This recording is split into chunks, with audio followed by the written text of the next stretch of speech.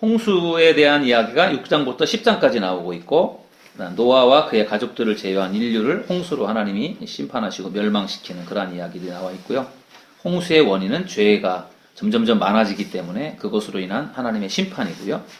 또 셋의 의로운 자손들, 그러니까 아벨이 죽고 나서 셋을 통해서 또 의로운 자손들을 형성시켜 주셨지만 그들도 역시 또 타락하게 됩니다. 그래서 노아의 가족을 제외하고는 결국은 다 멸망을 당하게 됩니다. 6장 5절, 창세기 6장 5절 옆에 오른쪽에 있는 말씀을 같이 읽어보시겠습니다. 여호와께서 사람의 죄악이 세상에 가득함과 그의 마음으로 생각하는 모든 계획이 항상 악할 뿐임을 보시고. 아멘. 6장 5절 말씀을 우리가 읽었습니다. 하나님의 아들들과 사람의 딸들은 누구인가? 이게 창세기 6장 2절에서 나오는 말씀이죠. 하나님의 아들은 도대체 누구이고 사람의 딸은 누구인가? 우리가 성경을 읽어서는 이게 도대체 뭔지 모르죠. 주석을 보면 이런 식으로 설명이 되어 있습니다. 어떤 학자들은 사람의 아들들을 타락한 천사로 해석한다. 그래서 영적인 존재와 사람의 딸들이 결혼해서 네피림, 거인이죠. 네피림이 탄생했다라고 해석합니다. 그러나 하나님의 아들들은 천사들일 수 없다. 왜냐하면 예수님께서 천사들은 결혼도 하지 않고 자녀도 낳지 않는다고 말씀하셨기 때문이다. 그래서 이 이야기보다는 뒤에 있는 말이 더 신빙성이 있습니다. 어떤 학자들은 하나님의 아들들은 셋의 후손, 경건한 셋의 후손들을 가리키는 것이고, 사람의 딸들은 가인의 악한 후손들을 지칭합니다. 그래서 하나님의 아들들과 사람의 딸들이 서로 이제 교제하고 결혼하고 이러면서 타락의 어떤 길을 가게 되는 그러한 것으로 인해서 하나님이 대홍수 심판을 하시는 그런 이야기가 나오겠습니다. 홍수 예언입니다. 홍수 예언은 6장 6절에서 7절에 나와 있는 말씀이고요. 여러분 오른쪽에 있는 성경 구절에 보시면 6장 5절로 7절의 말씀이 있습니다. 우리 함께 그 말씀을 읽어보시겠습니다. 시작. 땅 위에 사람 지으셨음을 한탄하사 마음에 근심하시고 이르시되 내가 창조한 사람을 내가 지면에서 쓸어버리되 사람으로부터 가축과 기는 것과 공중의 새까지 그리하리니 이는 내가 그것들을 지었음을 한탄함이니라 하시니라. 아멘. 하나님이 만드신 그런 이 세상의 그런 모든 부분들을 보면서 하나님이 너무나도 죄가 많아지고 타락되어지는 것을 보면서 안타까워하시는 그런 모습이 되겠습니다. 그래서 하나님이 홍수로 모든 것을 심판하시기로 하나님 작정하시고, 그러나 노아의 가족을 선택을 하십니다. 그래서 방주를 120년 동안 만들도록 그렇게 지시를 하시고 홍수에 대비하게 하십니다. 우리가 노아에 대해서 여기 설명이 되어 있습니다. 여러분 교재를 한번 보십시오. 노아는 하나님께 은혜를 입었다. 여호와께 은혜를 입었다. 노아에 대해서 성경은 이렇게 말합니다. 노아는 의인이요 당대의 완전한 자였고 하나님과 동행한 사람이었다. 그러나 이런 조건이 하나님께서 선택한 이유는 아닙니다. 하나님의 선택은 언제나 은혜로 이루어집니다. 노아를 그렇게 설명한 것은 그의 성품과 생활이 타락한 시대를 살았던 다른 사람들과 분명한 대조를 이루는 것이었음을 보여주기 위해서였습니다. 그래서 노아가 하나님의 은혜를 입은 사람이었다라는 것을 말씀하고 있고요. 8절에서도 노아가 여호와께 은혜를 입었다라고 말하고 있고요. 은혜를 입은 자는 하나님 앞에서 변화된 삶의 열매를 맺게 되어 있다.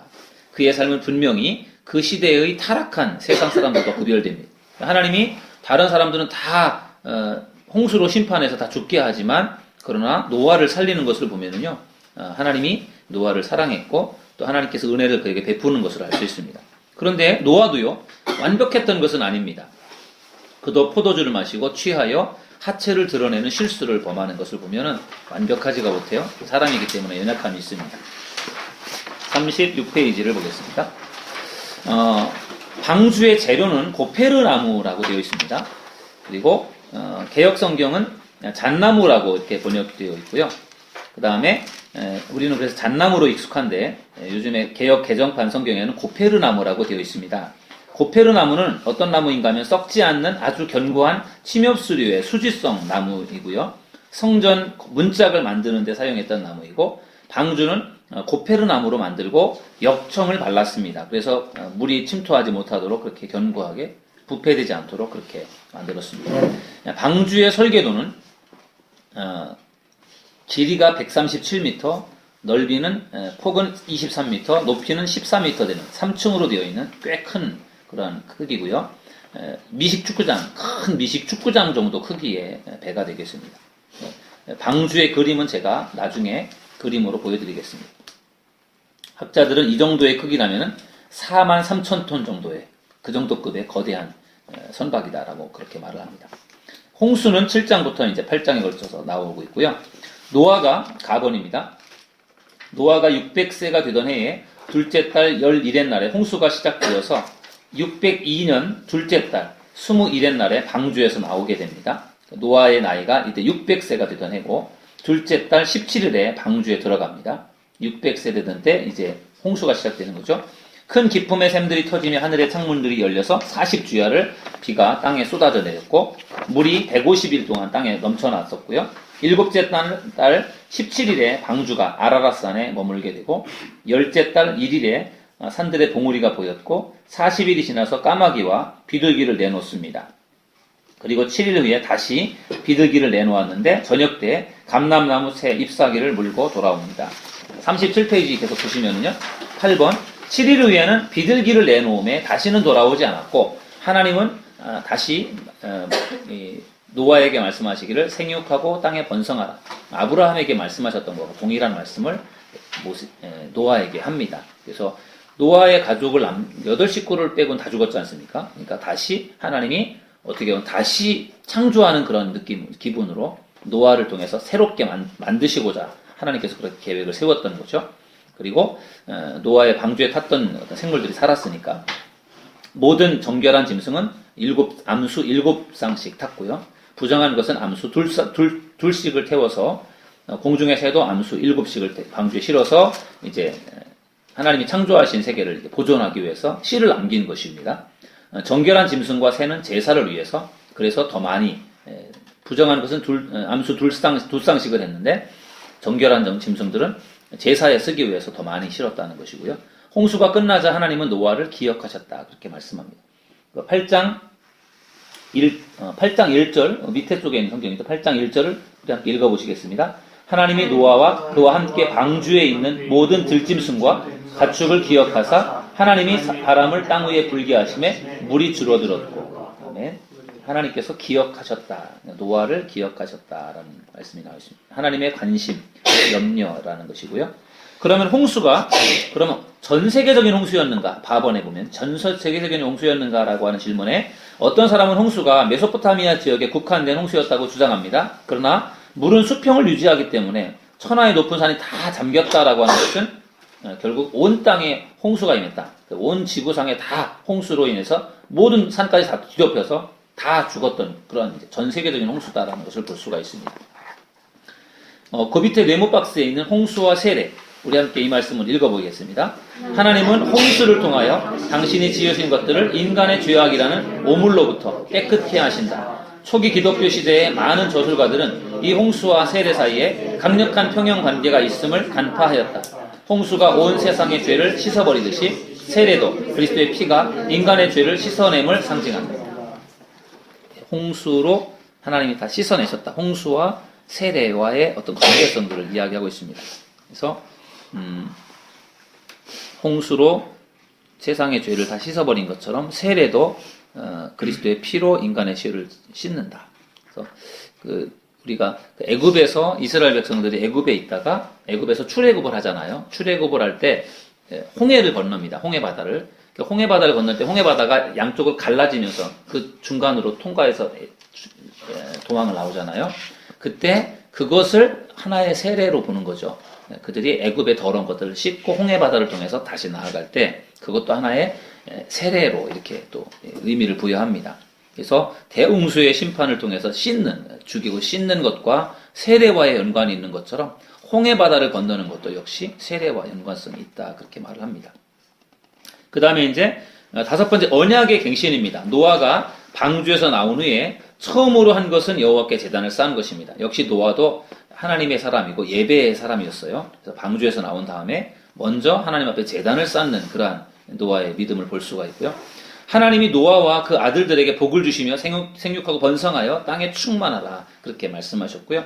모든 산 동물을 채소같이 먹을 음식으로 주셨습니다. 단 피채 먹지는 못한다. 그러니까 지금 이전까지는 식물만 먹었습니다. 사람도 동물도. 그런데 이때부터는 이제 고기를 먹을 수 있게끔 이제 하셨던 것이고요. 생명은 너무나 거룩하기 때문에 하나님만이 받으실 수 있도록 생명을 상징하는 피는 땅이나 제단에 뿌려져야 했다. 피는 먹지 말라는 것이 레위기에도 수차례 나옵니다. 제물로 드릴 때 피는 먹는 것이 아니라 피는 빼서 제단에 뿌리고 피 그리고 고기를 이제 제물로 드렸던 그런 것을 볼 수 있습니다. 38페이지 보시면은 특히 살인하지 말라고 말씀하셨고요. 그리고 마번 다시는 모든 생물을 홍수로 멸하지 않겠다라고 하는 언약의 표시로 무지개를 보여주셨죠. 그렇게 해서 이제 홍수가 끝났고 이제 노아의 가족이 살아남았습니다. 8식구가 살아남았는데 노아의 자손들을 통해 하나님이 새롭게 이제 만들어 가시는 거죠. 노아와 그의 자손들의 이야기가 나와 있습니다. 노아가 농사를 시작하여 포도나무를 심어 포도를 만들었습니다. 포도주가 처음 등장하는 시점부터 불미스러운 일이 일어나게 됩니다. 그래서 포도주를 먹고 노아가 술에 취해서 좀 추태를 부렸다고 할까요? 바지를 입지 않고 이렇게 자다가 자식들이 그걸 보게 되고 이런 것으로 인해서 술로 인해서 불미스러운 일들이 벌어지게 됩니다. 함은 함은 아버지 하체를 본 죄로 저주를 받습니다. 노아에 대한 이야기 우리 그 박스에 있는 내용을 또 우리 같이 한번 읽어보시겠습니다. 노아는 의인이요 순종하는 사람으로 증명된 인물이었다. 그러나 얼마 지나지 않아 인간의 연약함이 드러난다. 노아는 포도를 재배하더니 그 포도로 만든 포도주를 마시고 취하게 된다. 이 이야기는 인간의 본성이 죄 앞에서 힘없이 무너질 수 있음을 적나라하게 보여주고 있다. 말씀은 죄가 늘 문 앞에 웅크리고 있음을 우리에게 미리 경고한다. 죄는 그렇게 웅크린 채 어리석게도 우리 자신들이 죄를 이길 수 있다고 믿는 사람들을 정복할 기회를 호시탐탐 엿보고 있다. 자, 여기를 한번 보세요. 노아가 상대 의인이었고 하나님이 칭찬하는 그러한 사람이었잖아요. 그래서 하나님께 은혜를 입었고 또 하나님이 대홍수 심판에서도 살려냈던 사람인데 그런데 또 노아를 보니까 또 이렇게 연약함이 있습니다. 모든 사람에게는 다 연약함이 있어요. 신앙생활하는 사람을 이렇게 신앙의 여정을요 우리가 이렇게 산으로 표현할 수 있습니다. 노아만이 아니고 우리도 모두가 이런 신앙이 여기가 처음 초신자가 여기서부터 신앙생활 하는데 신앙생활 하는데 이렇게 큰 산을 넘어가는 것처럼 어렵습니다. 그래서 이 신앙생활을 시작해서 신앙이 점점 이제 좋아지면서 이 산을 넘어서 여기가 예를 들어서 성화의 과정, 예수님을 닮아가는 어떤 그런 성화라고 한다면요, 천국이라고 한다면 여기서 신앙생활을 출발하는 사람들이 많은 사람들이 어디에 머물러 있느냐 하면요, 여기에 이렇게 머물러 있습니다. 보시면은요, 우리가 이 산을 넘어간다고 할 때 산에 올라가기 어렵잖아요. 올라가기가 어려운데 여기 정상을 정복하고 내려가는 건 좀 수월하죠. 여기 지금 이 상태로 우리가 있다고 하면은 어떤 것 같아요? 위태롭죠? 그죠? 자칫하면은 밑으로 금방 방심하면 밑으로 금방 떨어질 수 있잖아요. 근데 요게 이제 대부분의 신앙인들의 위치가 여기에 머물러 있는데 요거 고바위를 넘어서 이쪽으로 넘어가면은 훨씬 수월해질 텐데 여기를 이제 넘어가는 그 이제 과정 속에 있는 거죠. 근데 이 마귀가 우리는 여기 지금 고바위를 올라가고 있는데 마귀가 우리를 못 넘어가게 하려고 우리를 유혹하고 잡아당기고 있어요. 그래서 마귀가 우리에게 이렇게 우리를 잡아 끌고 있습니다. 용수철입니다. 용수철의 특징은 어떤 특징이 있어요? 잡아 끄는 특징이 있잖아. 우리가 여기를 고바위를 넘어가면 갈수록 용수철이 잡아당기니까 가기가 더 어려운 거죠. 그죠? 그러니까 우리는 부단히 여기를 넘어가려고 애를 쓰는데 그런데 가기가 어려운 게 계속해서 우리를 잡아당기고 있는 힘이, 마귀의 힘이, 유혹이 있으니까요. 그래서 이 용수철은 우리를 계속 잡아당기고 있다는 그런 특징이 있고요. 또 한 가지 이것의 특징은 뭐냐면요. 방심하면은 금방 일이 뚝 떨어진다는 거예요. 용수철이 달렸으니까 휙 하면 일이 떨어지는 거잖아요. 그러니까 열심히 신앙생활하면서 믿음이 성장하려고 애를 쓰다가 조금 자칫 잘못하면 금방 무너지는 경우들이 많아요. 그러니까 이 신앙의 상태가 이렇다는 거죠. 그래서 여기서 이 언덕을 넘어서 이쪽을 향해서 계속 가는 거죠. 근데 신앙생활 열심히 하고 많이 했다고 그래서 다 순탄하게 쉽게 가진 않아요. 이만큼 넘어왔다 여기를 가는 사람조차도요 쉽지가 않아요. 왜? 계속해서 이 마귀 유혹이 있거든요. 그래서 여기를 통해서 이제 정말 주님을 닮아가는 지경까지 가는 게 우리들의 신앙생활인데 우리의 상황이 여기였다면 여러분들이 성경 대학을 하시면서 여러분의 신앙이 한 이만큼으로 이렇게 성장할 수 있었으면 좋겠습니다. 그래서 우리가 열심히 말씀 배우고 기도하고 우리가 열심히 우리가 말씀을 읽고 집중한다면 분명히 우리의 성장이 여기서 이렇게 이루어지지 않을까 싶습니다. 노아가 의로운 사람이었고 하나님이 보시기에 정말 칭찬할 만한 사람이었지만 노아도 그런데 금방 떨어졌잖아요. 술에 취해서 또 정말 실수를 하는 그런 부분들을 보면서 언제든지 우리도 이렇게 나락으로 떨어질 수 있는 위험성을 가지고 있기 때문에 늘 사도 바울이 말했던 것처럼 선줄로 생각하는 자마다 넘어질까 조심하라고 늘 조심을 해야만 우리가 온전한 신앙을 이루어갈 수 있는 것 같습니다. 노아의 어떤 그런 연약함을 통해서 우리가 배울 수 있는 도전인 것 같습니다. 노아의 자손에 대해서 얘기가 나와 있습니다. 야벳, 함, 셈 이렇게 이제 세 아들이 있잖아요. 그래서 야벳의 자손은 유럽과 소아, 주로 유럽 사람들, 백인들이고요. 함은 이제 가나안 사람들, 아프리카 사람들, 흑인들을 말하고 있고, 셈의 자손들이 결국은 아브라함, 다윗, 예수 그리스도의 후손들, 그러니까 유대인들이 주로 이제 이쪽 셈 계통의 후손들이 되겠습니다. 그래서 이렇게 해서 아브라함의 자식들로 인해서 백인, 흑인, 황인 이렇게 이제 나누어지게 되는 것을 볼 수 있습니다. 39페이지를 보시겠습니다. 39페이지는 이제 대홍수 심판이 끝나고서 11장으로 가면서 이제 바벨탑 사건이 나오게 됩니다.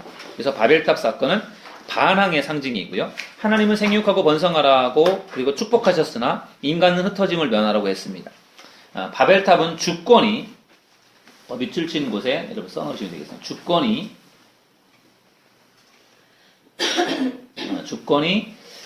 바벨탑은 주권이 인간에게 있음을 나타내는 교만의 탑입니다.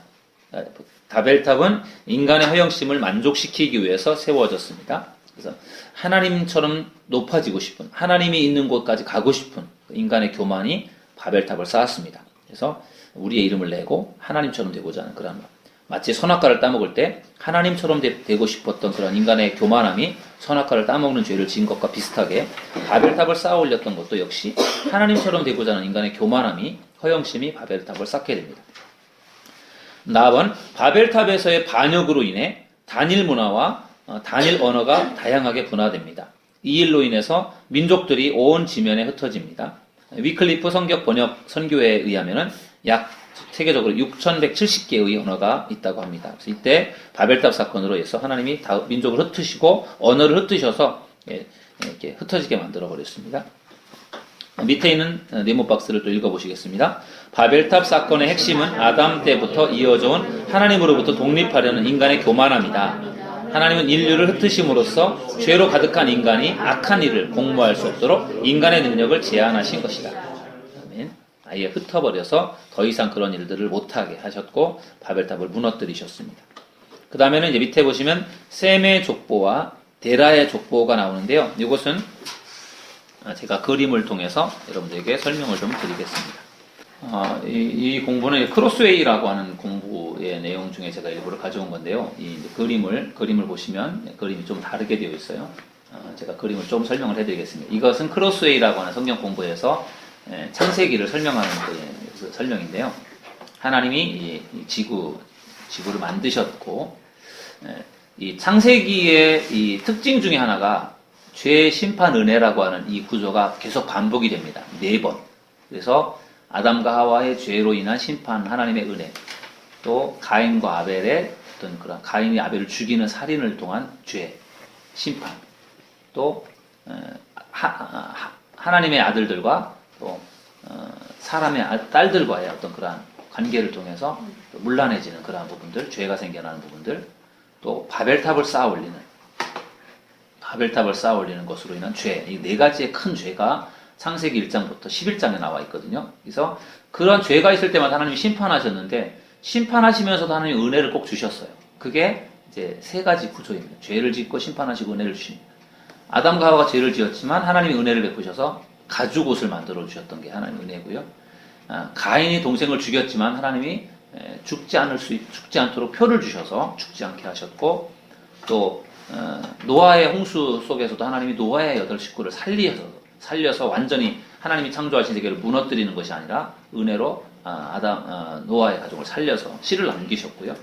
바벨탑으로 죄를 지었을 때도 하나님이 다 바벨탑을 무너뜨리고 흩으셨지만 그럼에도 불구하고 하나님이 완전히 다 없애버린 것이 아니라 거기서 하나님이 또 은혜를 주시는데 그 은혜가 결국은 민족을 흩어버리고 이제 하나님께서 이제 다시 대홍수 같은 심판으로 멸하진 않았죠. 흩어버리셔서 언어가 흩어지게 됐다는 그런 거로 해서 이제 11장까지 창세기가 끝나게 창세기 1장부터 11장까지의 이제 창조 시대가 끝나고 그러면서 여기 창조 시대부터 쭉 이제 많았던 사람들부터 좁혀 와서 이제 하나님이 12장에서 하는 사람을 부르시는데 그 사람이 아브라함입니다.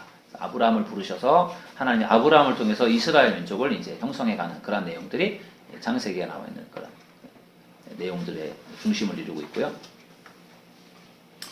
요것은 이제 우리가 잠시 후에 이제 아브라함 이야기를 공부하게 될 언약식입니다. 그래서 이 크로스웨이 우리가 나중에 공부를 좀 할 텐데요. 크로스웨이에서 요 지금 이상한 동그라미와 화살표로 형성되어진 이 그림을 크로스웨이에서는 이것이 하나님이다라고 그렇게 상징으로 표현합니다. 우리가 하나님을 어떻게 그릴 수가 없으니까 이 도표가 하나님이다라고 보시면 됩니다. 하나님과 아브라함 사이에 언약을 맺는데 약속을 맺는데 하나님께서 이 향로에 불타오르는 향불이 나고 불타오르는 그러한 모습으로 하나님이 오셔서 아브라함에게 언약을 맺으십니다. 그래서 내가 너에게 땅을 줄 것이고 자손을 줄 것이고 또 너희가 열방의 민족이 되게 하겠다라고 하면서 하나님이 축복을 약속해 주셨던 그것이 이제 이 횃불 언약이라고 해서요. 하나님이 아브라함과 약속하시는 그러한 부분인데 어떤 특별한 상징을 통해서 하나님이 약속을 하셨어요.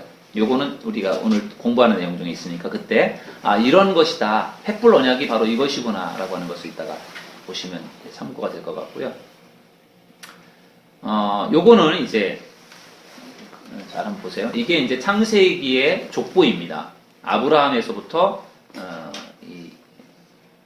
이스라엘, 야곱의 후손들까지의 족보인데 잘 보세요. 족보를 보시면 아담과 하와를 하나님 만드셨고 아담을 통해서 가인과 아벨을 주셨잖아요. 근데 여기 의로운 어떤 가인이 아벨을 죽였지만 그 다음에 셋을 또 주셨잖아요. 그래서 이 셋을 통해서 하나님의 어떤 그러한 그 은혜가 이쪽으로 갑니다. 셋이 여러 사람을 낳았지만 그 중에 의로운 사람이 노아밖에 없었고요. 노아의 가족을 통해서 대홍수의 심판에서 살아남게 됩니다. 노아의 세 아들이 있잖아요. 셈과 함과 야벳이 있는데 함은 가나안 족속이고 하나님이 저주하셔서 흑인들 가나안 족속이 되었고 이 가나안 족속들이 됩니다. 그래서 가나안 땅에 있는 우상을 숭배했던 그러한 사람들이 가나안 족속들이고 또 여기 보면은 셈이죠. 셈은 셈의 후손에서 데라가 나옵니다. 데라는 아브라함의 아버지죠. 그래서 아브라함의 아버지가 자식을 낳습니다. 셋을 낳습니다. 하란, 나홀, 아브라함 이렇게 낳았습니다. 그래서 하란이 낳은 자식이 롯입니다. 롯이죠. 롯을 낳았고 그러니까 아브라함의 조카가 되는 거죠. 나중에 아브라함이 롯과 함께 가나안 땅에 들어가잖아요. 이때 요 조카입니다.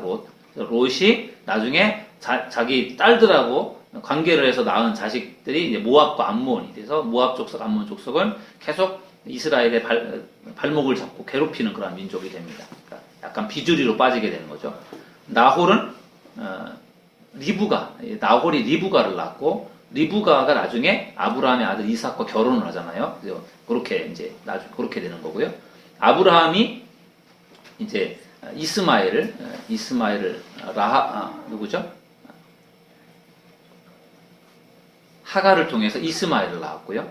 이스마엘의 그 자녀들이 이스마엘 족속이 됐고 또 아브라함이 첩을 통해서도 또 자식을 낳았습니다. 미디안 족속들이 됐고 아브라함이 정부인을 통해서 낳은 하나님의 약속의 아들이 이삭이고 이삭이 낳은 야곱과 에서는 에돔 족속, 아말렉 족속이 됐고요.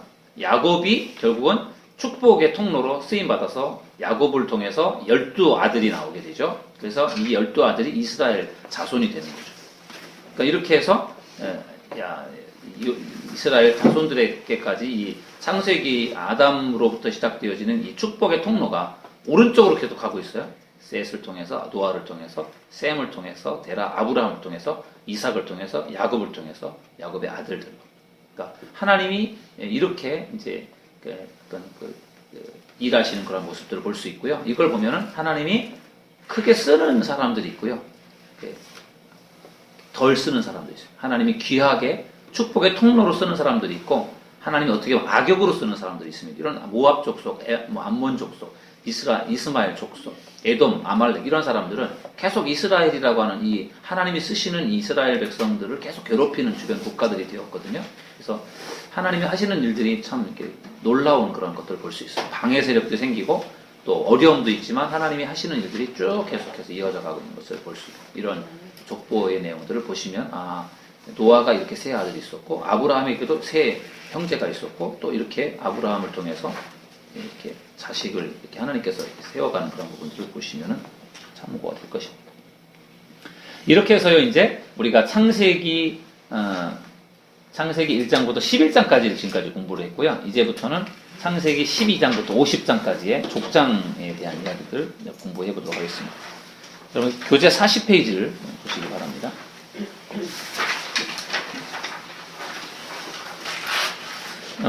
우리 1장부터 11장에는 세계의 시작, 이 세상의 시작에 대한 이야기를 우리가 공부했고요. 이 세상의 시작에 네 가지의 사건들이 있었습니다. 그래서 아담과 하와, 그 다음에 아담과 하와의 죄, 그리고 또 뭐가 있었죠?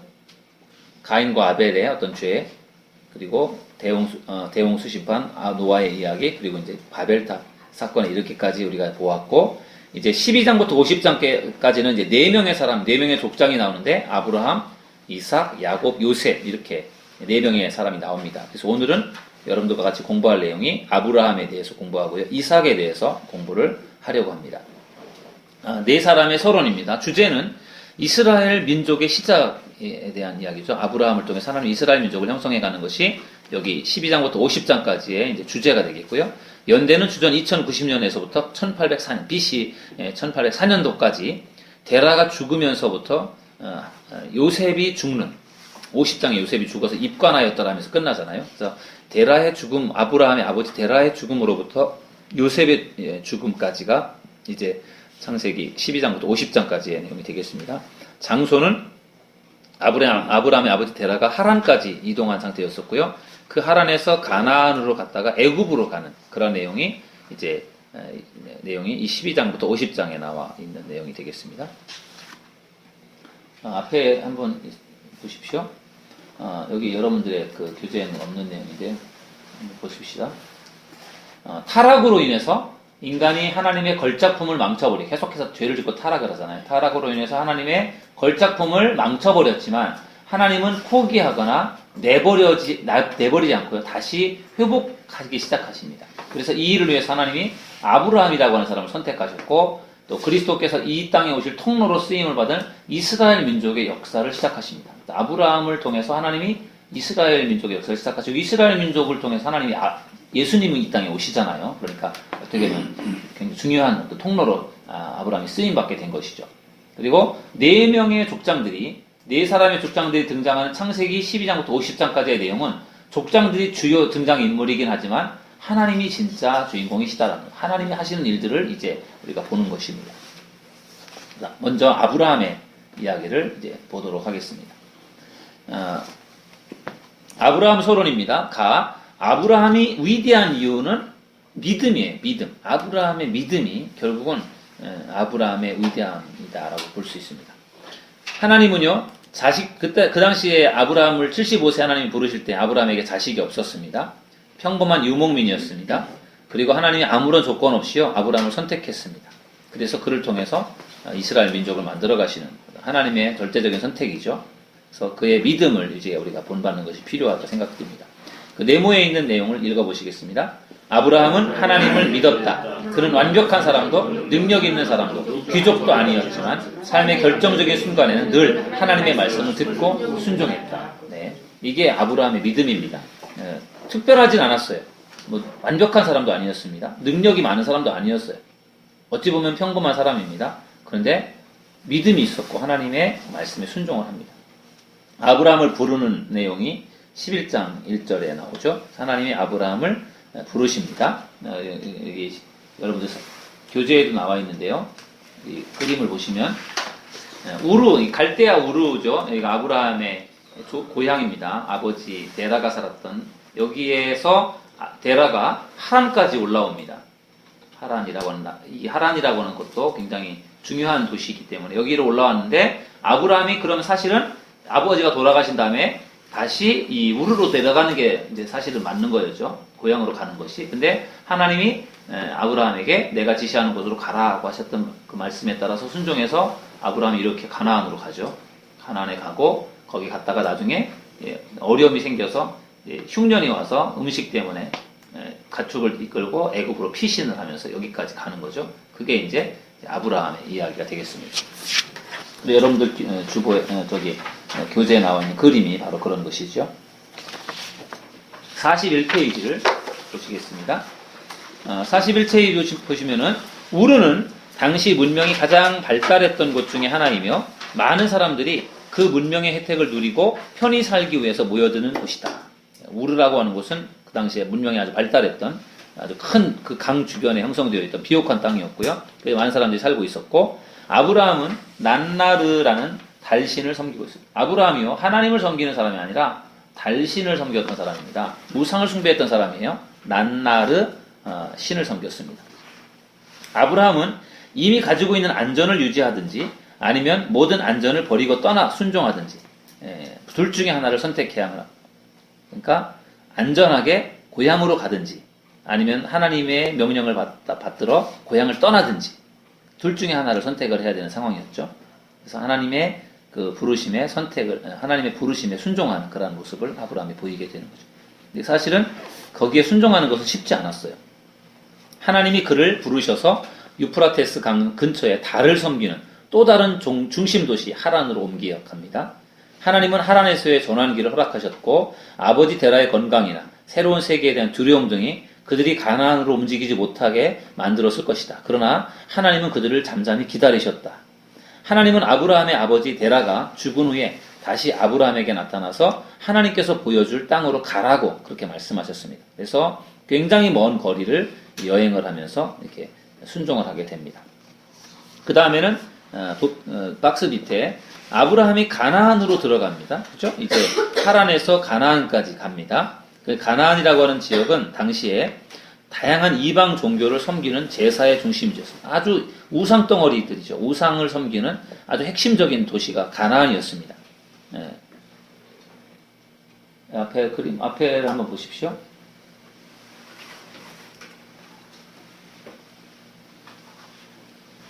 여기 보시면은 교재에는 없어서 설명을 드리려고요. 나중에 여호수아가 이끄는 가나안 정복도 히브리인들에게는 가나안 토속 신인 바알 종교 이것의 우상 숭배와 부도덕의 유혹에 노출되는 위험을 가져다 주었다. 그렇죠?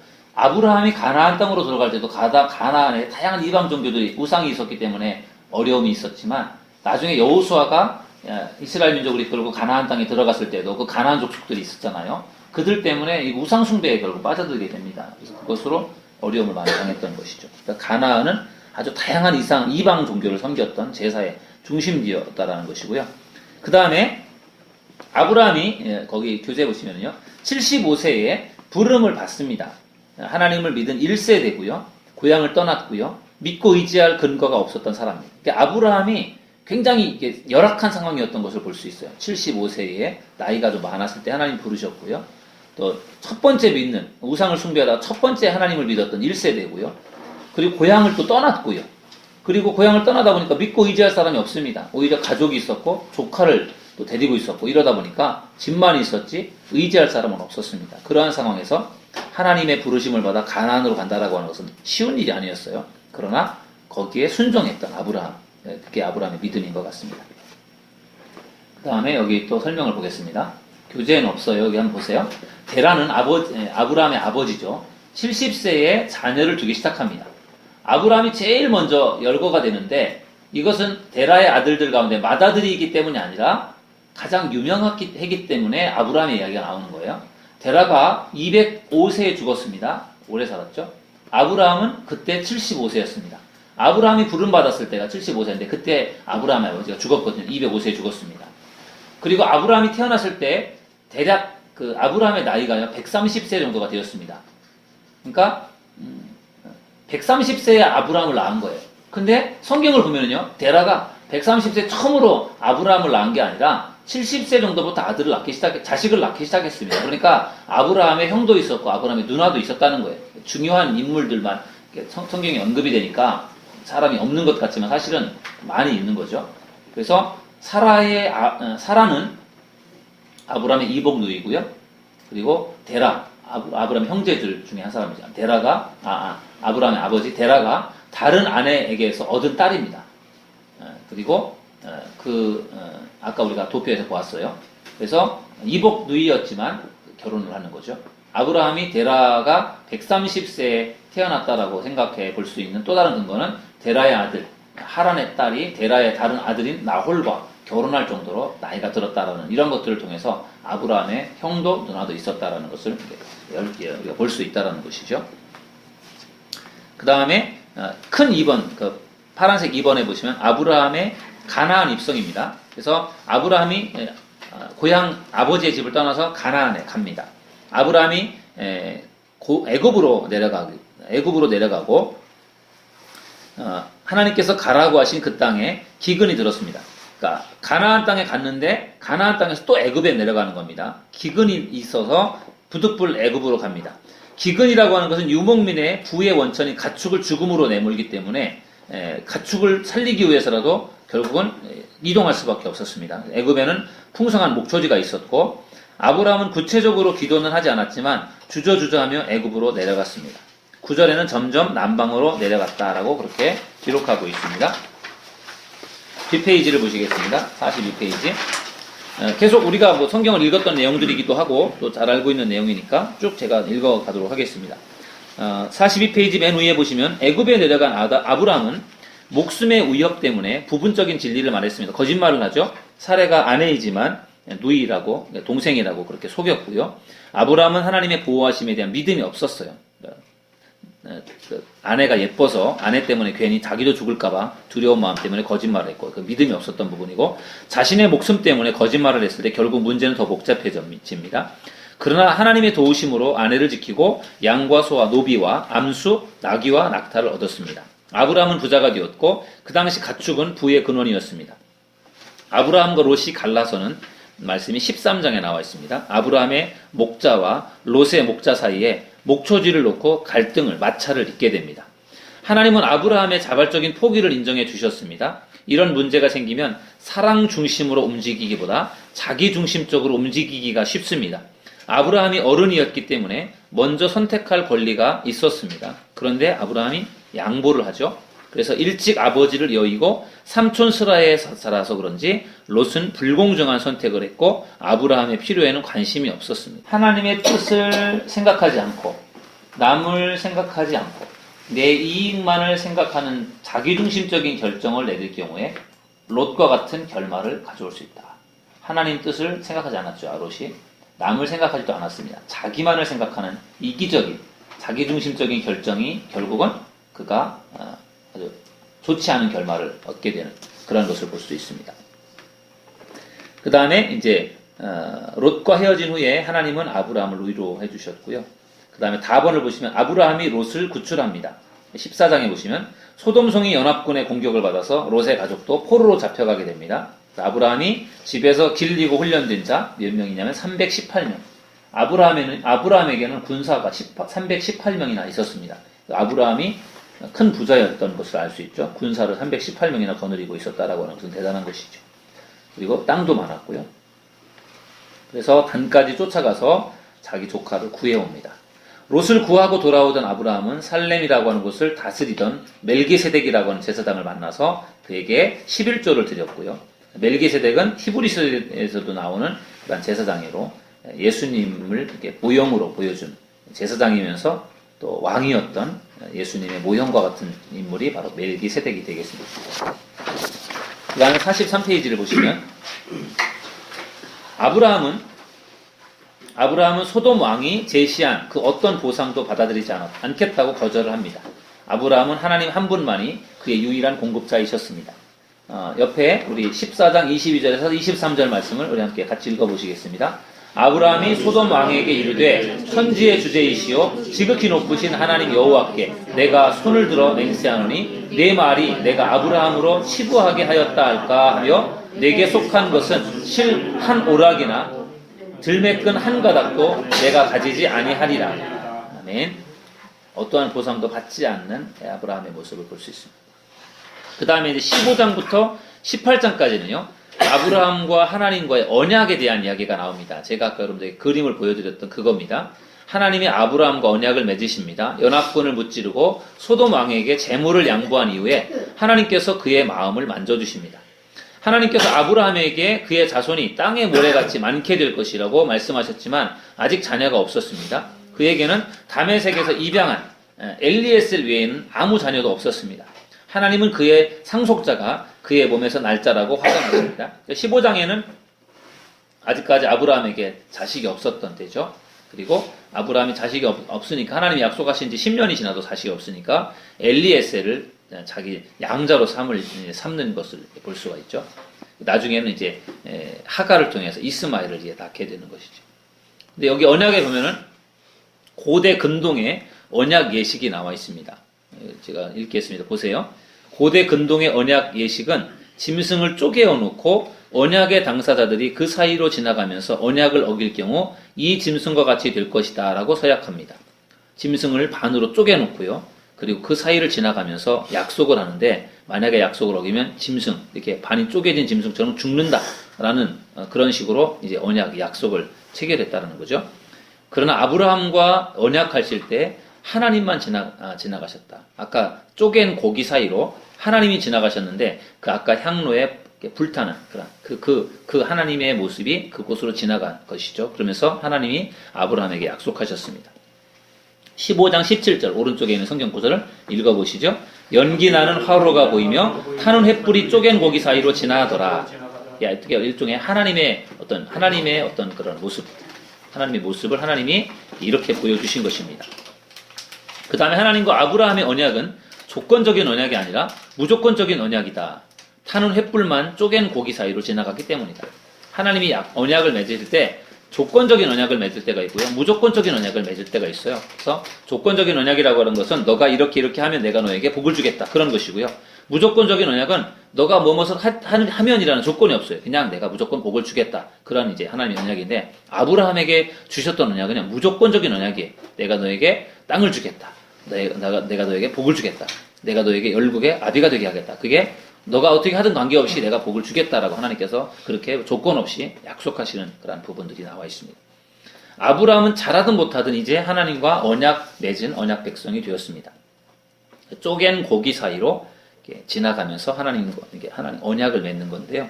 우리 성찬 예전을 할 때 떡을 받고 포도즙을 받잖아요. 그때 우리가 떡을 받을 때 떡을 반으로 쪼갭니다. 쪼개는 것도 역시 언약의 의미가 있어요. 하나님의 약속을, 하나님이 이것을 행하여 나를 기념하라고 말씀하실 때 우리가 그 하나님의 약속을 기억하면서 그걸 쪼개는 겁니다. 쪼개는 거예요. 예수님의 어떤 살과 피가 나를 구원했다라고 하는 것을 우리가 인정하면서 그걸 쪼개어서 먹는 거죠. 그래서 그걸 쪼갠다라는 것이 여기 쪼갠 고기 사이로 지나가면서 하나님과 언약을 체결했던 그 당시 고대의 어떤 그러한 언약의 예식처럼 쪼갠다라고 하는 것이 언약을 의미해요. 그래서 쪼개어서 먹는 이제 그런 것이 여기서 이제 비롯된 것입니다.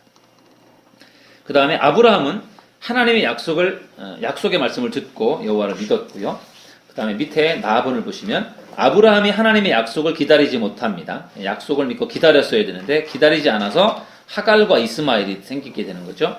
가나안에 들어온 지 10년이 흘러서 85세가 되었지만 아들이 없었습니다.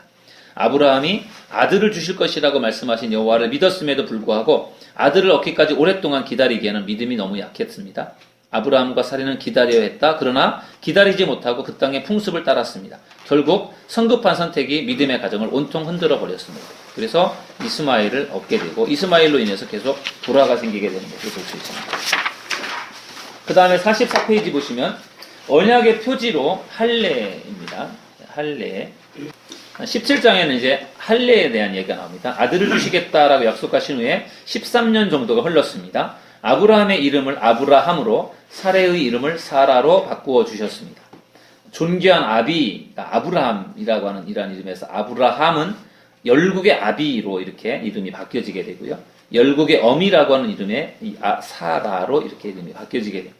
할례가 언약의 표지, 외적 표지로 주어졌고, 할례는 하나님의 언약 백성이 되는데 꼭 필요한 표지로 간주되었습니다. 구약의 할례가 신약으로 가면서 세례로 바뀌어지게 됩니다. 그래서 하나님의 언약 백성으로서 구약에서는 할례를 받아야만 반드시 하나님의 언약 백성으로서의 그런 표를 갖게 되는 것이라고 한다면, 신약으로 와서는 할례가 세례를 통해서 하나님의 백성으로서의 표를 이제 받게 되는 것으로 이렇게 바뀌어지게 됩니다. 세례가 지금은 중요한 거죠. 할례가 중요한 게 아니라. 아들을 약속하신다. 아브라함은 부지 중에 천사를 대접하게 되고 천사를 통해서 하나님이 아들을 주실 거라는 약속을 또 듣게 됩니다. 아브라함의 직분을 성경에서 선지자라고도 말을 합니다. 아브라함이 소돔성을 위해서 기도하고 아브라함이 소돔을 위해 기도할 때 아브라함에게 소돔과 고모라의 멸망을 알려주시는 이유는 아브라함이 그들을 중지할 하나님의 축복의 도구였기 때문입니다.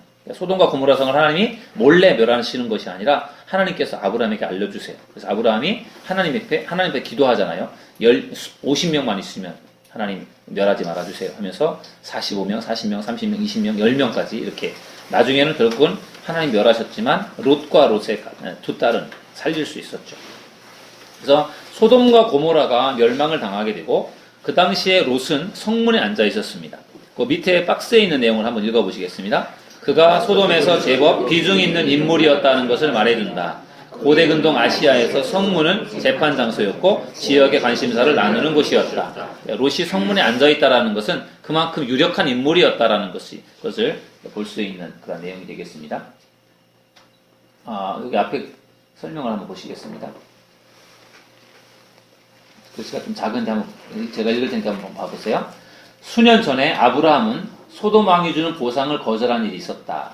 그 이유는 그가 사악한 사회와 어떠한 관계도 맺는 것을 원치 않았기 때문에, 아브라함에게 어떤 보상을 주었지만 아브라함이 거절했어요.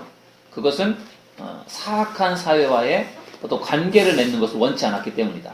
그런데 롯은 아브라함과 다른데 소돔 근처의 비옥한 땅에서 얻을 수 있는 쉽고 성공적인 삶, 번영의 길을 선택합니다. 롯은 그래서 좋은 땅을 선택하잖아요. 그곳에서 유지가 되었는데 성문 안에서 중요한 결정을 하는 일이 있을 때에는 그곳 사람들과 함께 참여하기도 했고, 또 그는 소돔에서 생활에 뒤얽혀서 마지막까지 떠나기를 주저했습니다. 하나님이 심판하신다고 해도요, 떠나는 걸 주저했습니다. 소돔이 유황과 불로 멸망당할 때 그가 평생토록 모았던 모든 소중한 것들을 다 잃게 됩니다. 함께 사라졌습니다. 그는 그 충격을 견디지 못하고 끝내는 술에 취해서 동굴에서 잠을 자게 되고요. 자신의 두 딸이 자신과 관계를 갖는 것조차 모릅니다. 오늘날 그는 타락한 세상에 마음을 뺏겨서 의로운 심령을 상하게 한 전형적인 애가 됩니다. 어떤 물질적인 부분들, 그런 것들을 선택한 소돔과 고모라 성에서의 롯의 생활이 번영이고 또 성공적인 삶처럼 보였지만 결국은 그곳에 타락하는 그러한 모습들을 통해서 결국은 안 좋은 그런 결과를 얻게 된 그러한 아브라함하고는 전혀 다른 모습의 롯을 볼 수가 있죠. 그 다음에 그 박스 밑에 보시면 롯과 두 딸에 대한 이야기가 나옵니다. 좀 더 읽어보시면은, 롯은 충분히 신앙이 여물고 성장했을지 몰라도 가족들은 그렇지 않았습니다. 롯은 그래도 믿음이 좋다라고 볼 수 있지만 가족들은 달랐습니다. 딸들이 아버지 롯과 동침하는 사건이 일어납니다. 롯과 두 딸의 근친상간은 결코 정당화될 수 없는 일이었지만 도덕적으로 완전히 타락한 소돔과 같은 곳에서 자녀를 키웠던 롯의 무책임한 행동에 비춰볼 때 그리 놀랄 일은 아니었습니다. 그 딸들이 그런 행동을 하는 것을 보면 그 소돔과 고모라라는 데가 그렇게 성적으로 아주 타락한 그런 도시였다라고 하는 것을 볼 수 있다는 거죠. 그런데 그러한 도시에서 살았지만 롯이 그래도 자기 딸들만큼은 좀 뭔가 다르게 신앙적으로 잘 교육을 했어야 되는데 그렇게 교육을 못한 것이 결국은 이러한 결과를 가져왔다는 것이죠.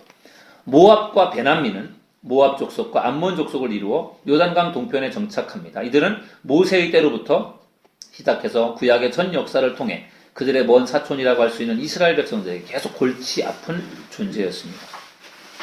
모압과 암몬 족속은 계속해서 이스라엘을 괴롭히는 그런 민족이 되었는데 바로 롯과 두 딸 사이에서 나온 자식들이 모압과 암몬 족속이 되었다는 것이죠. 45페이지 조금만 더 보겠습니다.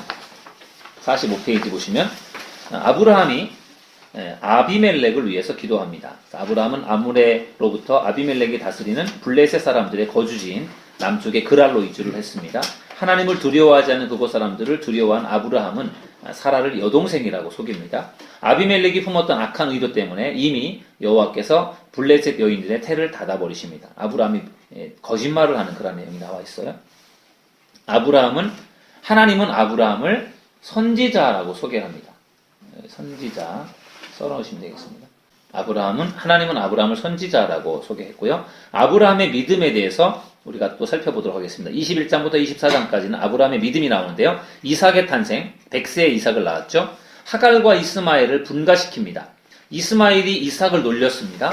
더 이상 가정 불화를 막으시기 위해 하나님께서 개입하셔서 아브라함에게 하갈과 이스마엘이 네게부 광야를 향해 떠나가도록 허락하라고 명령하셨습니다. 이때 이스마엘은 14살에서 15살 정도가 되었을 것입니다. 그러니까 이삭하고 나이가 많이 차이가 나죠. 그러니까 이스마엘이 동생을 괴롭혔던 것이죠. 그래서 그것을 안타깝게 여겼던 이 사라가 그것을 아브라함에게 말을 했을 때 결국 하나님이 이스마엘과 하갈을 떠나게 하죠.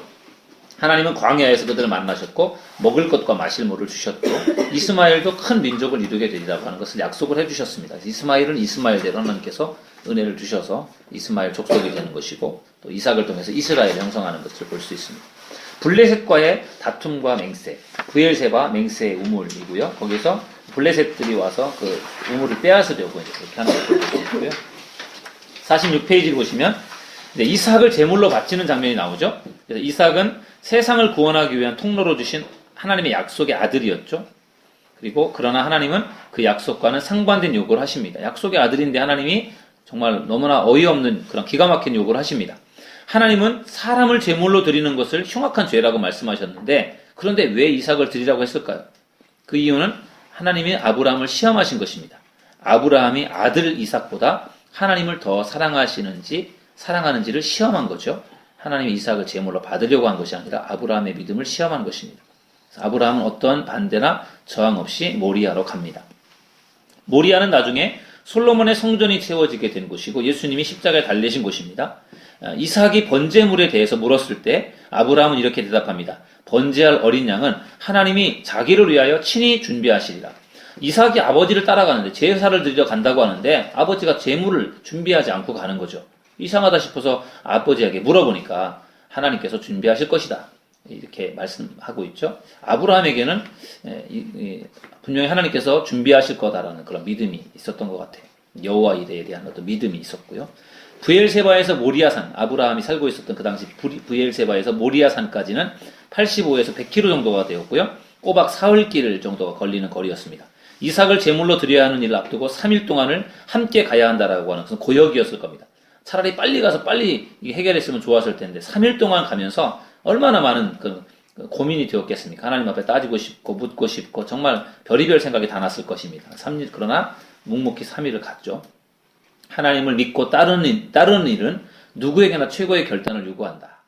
갓난아기에게는 뒤집는 것이 가장 큰 결단이고 젖 먹던 힘까지를 내야 하는 일이다. 갓난아기에게 뒤집는 것은 절벽에서 뛰어내릴 결단이 필요하다. 그죠? 그가 처음 뒤집는다라고 할 때 그게 보통 결단이 아니고 못하는 거죠. 하나님을 믿고 따른다라고 하는 것이 순간순간마다 많은 결단을 요구하는 것입니다. 이삭을 바치라고 할 때 하나님의 그 말씀에 순종한다는 것이 얼마나 어려웠겠습니까? 그러나 아브라함이 그것을 순종함으로 하나님 앞에 인정을 받게 됩니다. 결국 하나님이 준비하신 순양을 제물로 드립니다. 이삭을 제물로 드린 것이 아니라 정말 하나님이 그를 시험하셔서 그의 믿음을 보시고 하나님이 준비하셨던 순양을 제물로 받으셨습니다. 박스에 있는 내용을 읽어보시겠습니다. 순종은 길들여지는 것이 아니라 하나님의 열심으로 훈련되고 훈련된 열심으로 하나님을 선택하며 사는 것입니다.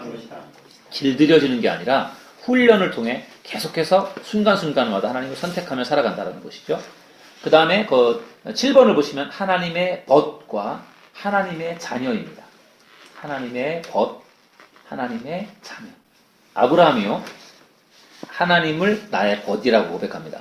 옆에 왼쪽에 있는 성경 말씀 읽어보도록 하겠습니다.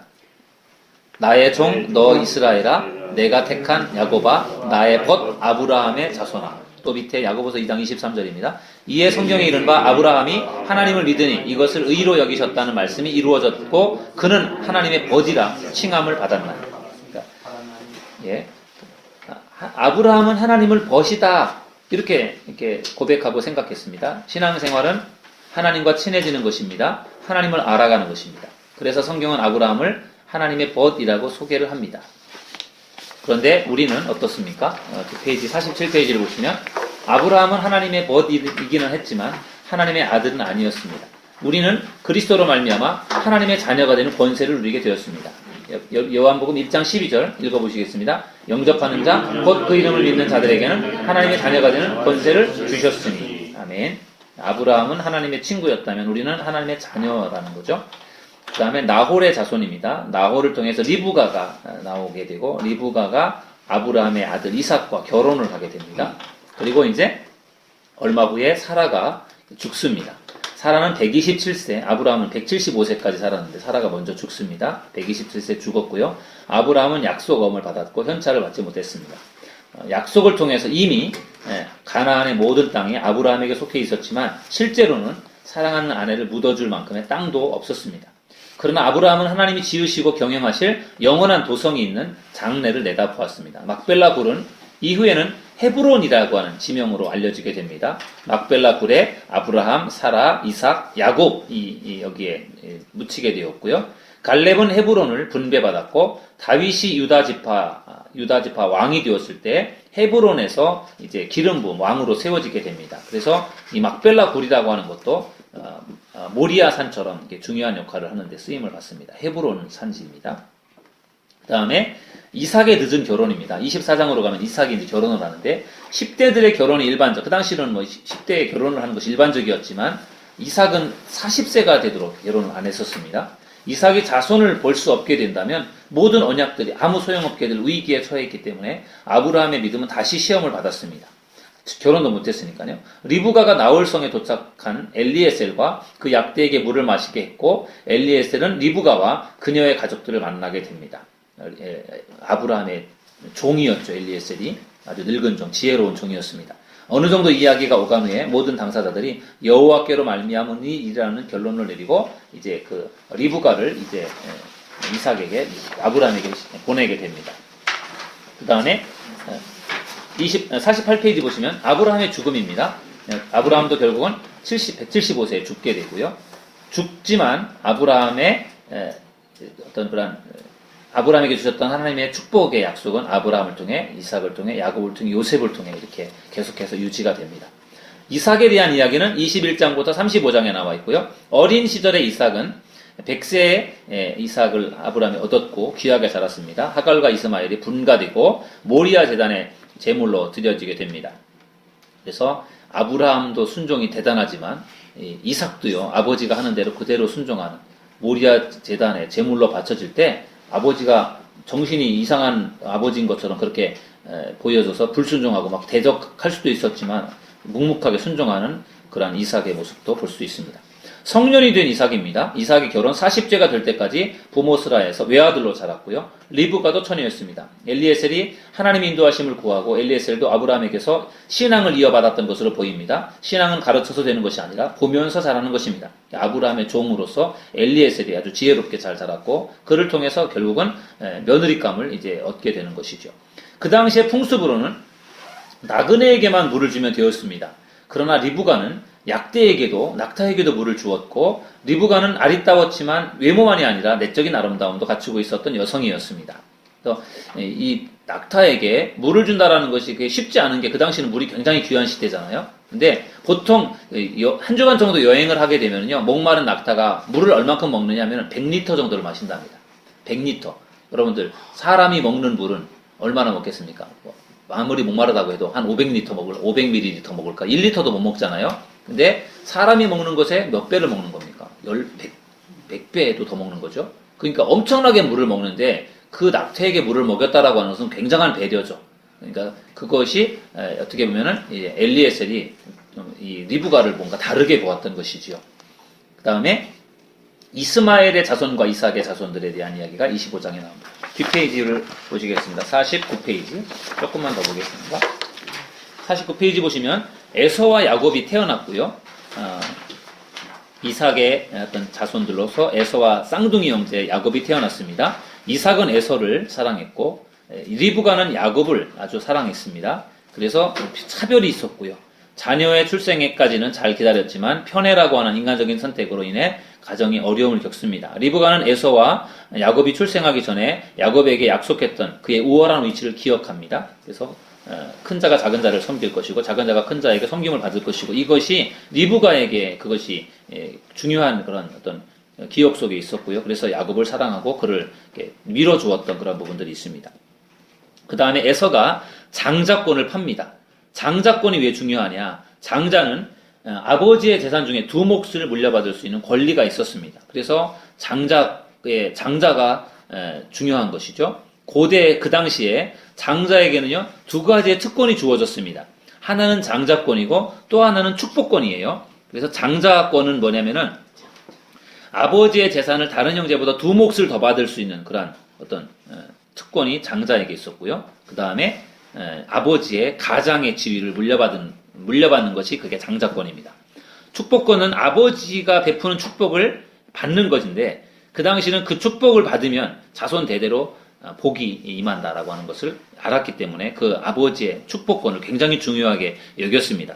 그런데 에서가 장자권은 팥죽 한 그릇에 팔아넘겼고 이 축복권은 이 리브가와 야곱이 그걸 가로챘죠. 그래서 두 가지를 다 뺏긴 거죠. 그래서 결국은 에서에게 하나님의 축복이 간 게 아니라 야곱에게 축복이 갑니다. 그렇게 해서 야곱이 그 축복을 받게 되는 것이죠. 장년의 이삭입니다.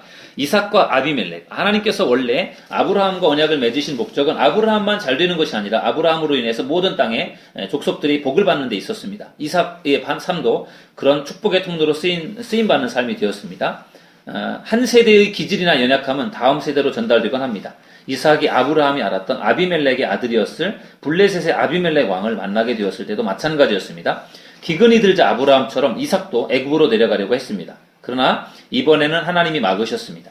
하나님은 이삭이 블레셋에 남아서 나라들을 축복하게 될 언약에 따른 역할을 감당하도록 하셨습니다. 이삭도 아내를 누이라고 속여서 아비멜렉에게 빼앗길 상황에 처합니다. 아브라함도 아내를 누이라고 속였던 것처럼 똑같이 아들도요, 자기도 또 아내를 누이라고 속이는 것을 보면 아버지를 또 닮는 것을 볼 수 있어요. 이삭은 너무나 번성했기 때문에 블레셋 사람들이 그를 시기하여 우물을 흙으로 막으면서 방해를 했습니다. 그러나 하나님께서 이삭과 함께 하시고 그를 축복하시는 명백한 증거들이 나타났기 때문에 아비멜렉은 그와 사귀기로 결정을 합니다. 에서의 결혼입니다. 에서의 결혼은 에서에게 장자의 복을 받을 만한 자질이 없었음을 암시합니다. 그래서 야곱은 자기의 고향에 있는 그 같은 족속과 결혼을 하지만 에서는 가나안 족속과 결혼을 합니다. 50페이지 노년의 이삭입니다. 27장부터 35장까지 야곱에게 축복합니다. 그래서 리브가와 야곱이 꾸민 계획은 이삭의 실수로 그러나 합법적으로 에서에게 주어야 할 복을 야곱에게 주는 결과를 가져왔습니다. 원래는 이삭이 받아야 되는, 이것을 에서가 받아야 되는데 리브가와 야곱의 계획에 꾸민 계획에 이삭이 거기에 속아 넘어갔고 결국은 에서가 받아야 될 축복을 야곱이 받게 된 것이죠. 그 밑에 박스를 보시면 유감스럽게도 리브가는 꾀를 부려 자신이 원하는 것을 얻었지만 이에 대한 보응으로 살아생전 다시는 야곱을 보지 못했습니다. 20년 동안 외삼촌 집으로 도피하는 그런 일로 인해서 아들을 보지 못하고 죽죠. 그러니까 그렇게 사랑했던 아들이었지만 아들에게 어떤 이런 축복을 받게끔 이렇게 꾸몄던 그런 이런 일들로 인해서 그 사랑하는 아들을 더 이상 보지 못했던 그런 안타까움도 있었던 거죠. 에서의 분은 누그러들지 않았고 속임수를 쓴 동생에게 복수하게 될 날을 기다리면서 죽이려고 하죠. 그러나 결국은 화해를 하게 됩니다.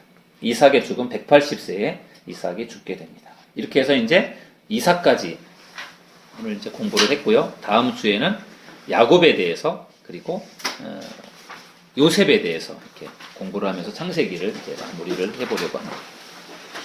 우리 지난주에 공부했었던 그 내용들 중에 우리 그림을 통해서 잠깐만 좀 마무리 한 번만 더 하도록 하겠습니다. 우리 성경 파노라마라고 하는 곳에서 보았던 그림인데요. 아까도 나왔던 그림이죠. 갈대와 우르에서 아브라함이 여기에서 하란으로 이동했다가 가나안으로 갔다가 애굽으로 가는 그런 이제 여정들 그림에서 우리가 확인할 수 있고요. 그 다음에 이것은 이제 창세기에 나와 있는, 창세기가 이렇게 정리가 될 수 있습니다. 그래서 크게 네 가지의 사건이 있었죠. 아담과 하와, 가인과 아벨, 대홍수, 그 다음에 바벨탑 사건, 이 사라는 게 그런 창세기 1장부터 11장까지 나오는 큰 네 개의 사건이 있고요. 우르에서 출발해서 하란으로 해서 가나안 땅 애굽에 들어가는 그 과정이 창세기의 전체적인 내용이고요. 첫 번째 인간으로 아담의 이야기 우리가 보았고요. 그 다음에 두 번째는 아벨의 제사, 가인과 아벨의 제사, 지난주에 보았던 것입니다. 그래서 인간적인 제사를 드리느냐, 또 하나님의 방법으로 제사를 드리느냐, 그것이 중요하다는 것을 볼 수 있고요. 노아의 선박, 크기를 우리가 지난주에 보았던 것입니다. 그리고 바벨탑, 인간의 욕심이, 교만함이 바벨탑을 쌓아 올려서 결국은 하나님이 심판하셔서 멸망을 당하는. 그리고 이제 히브리 민족의 시작으로서 네 명의 족장들의 이야기를 우리가 오늘 아브라함과 이삭까지 보았고요. 다음 주에 야곱과 요셉에 대한 이야기를 이렇게 보게 될 것입니다. 그렇게 하면은 창세기가 끝나면서 출애굽기가 나옵니다. 출애굽기는 지금 애굽으로 이주를 했던 이스라엘 야곱의 자식들, 요셉과 야곱의 자식들이 애굽에서 종살이 하다가 여기를 탈출해서 홍해를 건너서 여기 시내산까지 가는 이 과정들이 출애굽기의 내용입니다. 이것은 이제 우리가 다다음 주에 공부를 할 내용이 되겠습니다. 그래서 오늘 우리가 대홍수, 그 다음에 바벨탑, 아브라함, 이삭의 이야기를 이제 우리 공부했거든요. 그래서 공부한 내용들 한번 이렇게 다시 한번 정리해 보시고 우리 오늘 공부하면서 우리에게 주셨던 그런 어떤 은혜들을 우리 잠깐 이렇게 나누고 마무리하도록 하겠습니다.